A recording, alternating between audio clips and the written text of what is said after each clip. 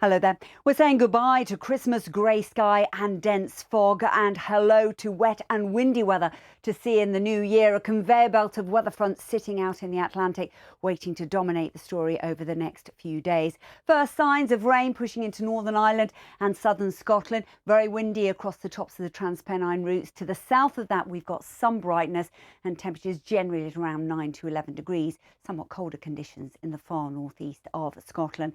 But it's overnight tonight and into the first half of New Year's Eve that we see this relentless heavy rain continue to push into Scotland, and that means that rainfall totals are going to start to add up. So the Met Office has issued an amber weather warning stretching from Inverness down to Fort William. Here we could see the possibility of some flooding and some travel disruption on a very, very busy travel day, and that amber weather warning will remain in force throughout New Year's Eve as that heavy rain continues to push its way steadily south into the north of England, but still feeding in plenty of wet weather across Scotland. To the south of that, a slightly quieter story, still pretty windy with it, but largely fine and dry. So if you are heading out towards midnight, it looks likely that the heaviest of the rain is going to be across northern England and parts of North Wales. It will be relatively mild with it, windy, but the wind direction coming from the southwest. So as we move towards New Year's Day, we'll be able to split the country into two.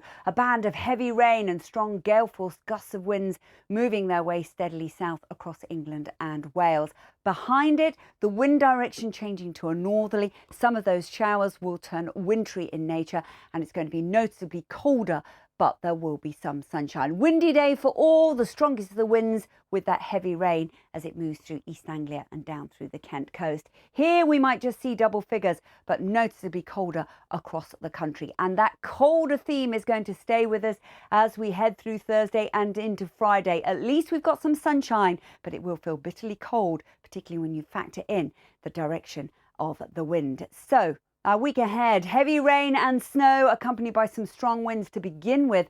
As that moves through from New Year's Day onwards, it turns colder but crisp.